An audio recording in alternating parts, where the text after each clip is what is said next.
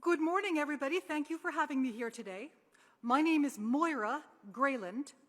I'm a harpist and a singer, but I sure didn't start out that way. My mother and my father are famous gay authors. My mother is writer Marion Zimmer Bradley, the author of The Mists of Avalon and a great many other books. And my father is Walter Breen, a numismatic author who wrote many, many books about coins. Now, I, growing up, was expected to be the perfect patsy. I was expected to be absolutely in favor of all things gay, because since I was raised by gay people, I know that those bad straights are just out to hurt us. Now, here's the problem. My father believed that homosexuality is innate to all people, but that the only way to get a child to embrace his natural homosexuality is to make sure he has same-sex experience before he is old enough to be ruined by a girl. So no, we are not born gay. We are created that way by adults. Thank you very much, adults.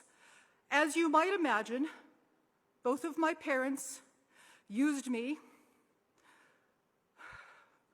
It's hard to talk about, but I will.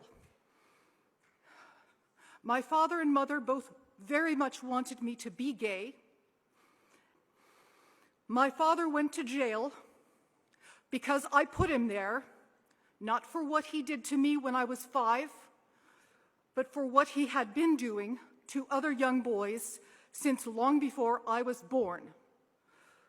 I tried when I was 13 to have him put in jail because he was sleeping with yet another boy prostitute under our roof. I knew because I talked to the kids. I talked to them all the time. They were my friends. They were my age.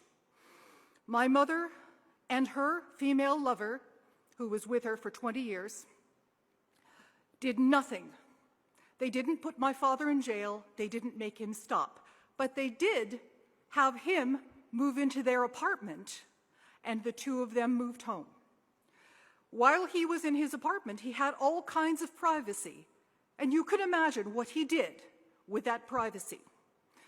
10 years later, my father molested a child in front of me, and finally I went to the cops because it was in front of me and it couldn't be hand-waved away. And he had those books out. He had Show Me, which is a picture. It is a book, a coffee table book of graphic sexual imagery geared at persuading children that sex is natural, as though we should all overcome our natural revulsion. Now, as you might imagine, my family was not happy with me for turning my father in. I was ostracized. To this day, they defend him. Do they defend me? No, they defend him.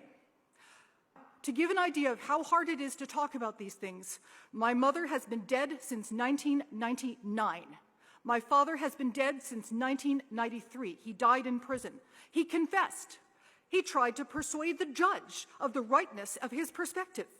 He wrote a book about this that my mother edited, glorifying sex between older people and younger people. My mother wrote a companion article defending lesbian pederasty.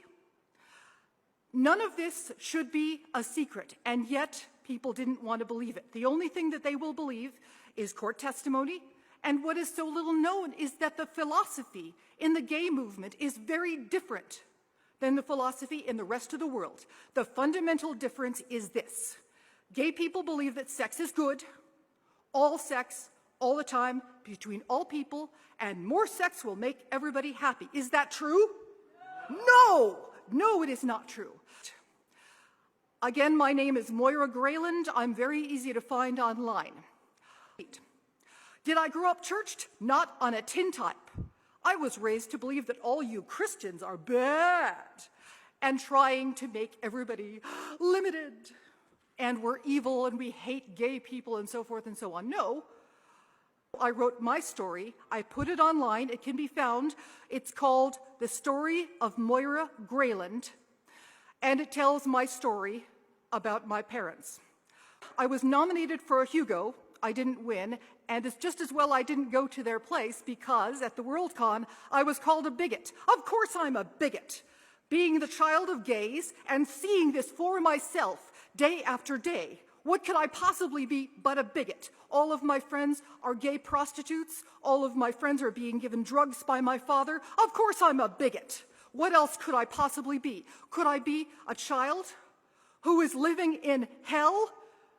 A child who tried to commit suicide the first time when I was 10 and spent my teens sleeping on couches so that I wouldn't have to be yet another victim of my parents' friends or them.